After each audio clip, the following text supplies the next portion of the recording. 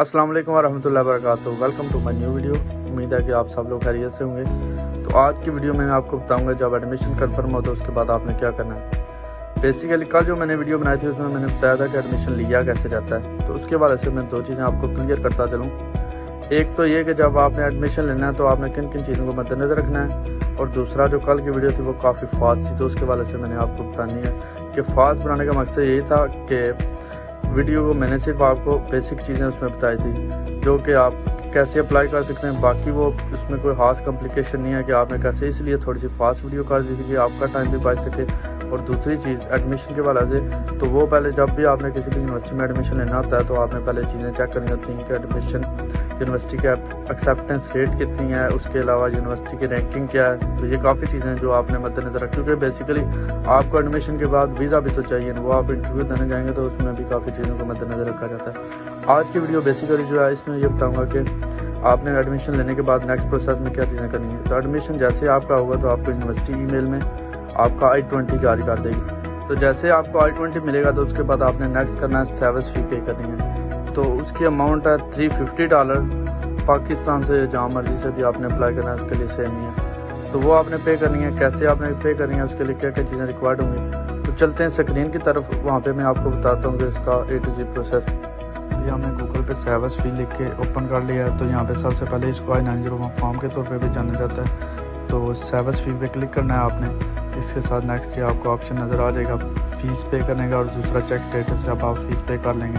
तो ये दोनों चीज़ें कैसे करनी है ये मैं आपको बताता हूँ। तो आपने पे I-901 फ़ी पे क्लिक करना है। तो ये सामने आपको चार चीज़ें रिक्वायर हैं जो आपने इसमें फिल आउट करनी है। सबसे पहले है सेविस ID, तो वो आपको कहाँ से मिलेगी वो मैं आपको बताता हूँ। उसके अलावा लास्ट नेम, गिवन नेम और डेट ऑफ बर्थ है। तो उसके साथ उन्होंने पेमेंट इंस्ट्रक्शन भी मेंशन की हुई है कि आपने कैसे आपने पेमेंट करनी है। अगर आपके पास वैलिड I-20 है तब भी आप कर सकते हैं, अदरवाइज़ नहीं। तो उसके अलावा अगर आपके साथ स्पाउस है तो उसका आपने पे नहीं करना। और साथ उसमें लिखा हुआ है कि अगर इन केस बाय मिस्टेक कुछ हो जाता है पेमेंट के वाला से तो आप उसको ईमेल करके दोबारा एक्यूरेट करवा सकते हैं। तो अभी हम चलते हैं कि आपको कैसे I-20 से आपको सेविस ID फाइंड आउट करनी है, तो मैं आपको बताता हूँ। तो ये है बेसिकली मैंने डाउनलोड किया हुआ था गूगल से। तो ये सबसे अपर कारण पे आपको नज़र आ रहा होगा कि सेविस ID। तो ये बेसिकली वो सेविस ID है जो हमने यहाँ से कॉपी करके वहाँ पे पेस्ट करनी है। अगर ये इनके एक्यूरेट या कुछ भी होगा इसमें तो वहाँ पे फ़ी पे नहीं होगी। तो अभी इसके अलावा ये पूरा I-20 है, सबका सेम ही होता है, जहाँ मर्जी आप दाखिला लें। तो ये बेसिकली 3 पेजेस पे मुश्तमिल होता है। तो अभी हमने दोबारा यहाँ से कॉपी करना है सेविस ID को और वहाँ पे कर देना पेस्ट।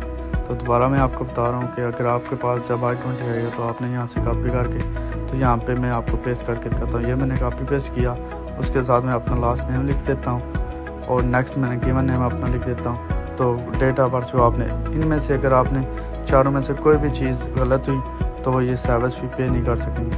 ये आप चेक करते हैं अभी देख के कि क्या होता है।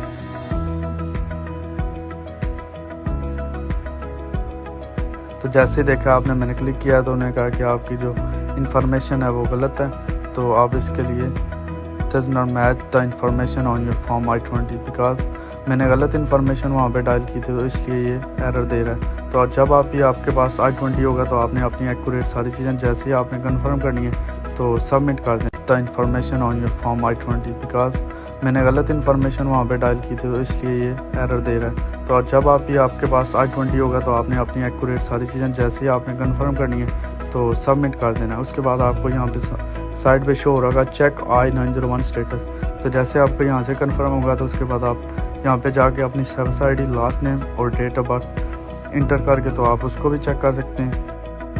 तो इसके लिए एक चीज़ मेक श्योर करनी है, जब भी आपने फ़ीस पे करनी है तो आपकी इंटरनेशनल ट्रांजैक्शन ऑन होनी चाहिए, आपके डेबिट या क्रेडिट कार्ड जो भी है पाकिस्तान में, अदरवाइज़ वो फ़ी पे नहीं होगा, एरर आएगा। तो दुआ में याद रखिएगा, keep supporting, see you in next video इंशाल्लाह।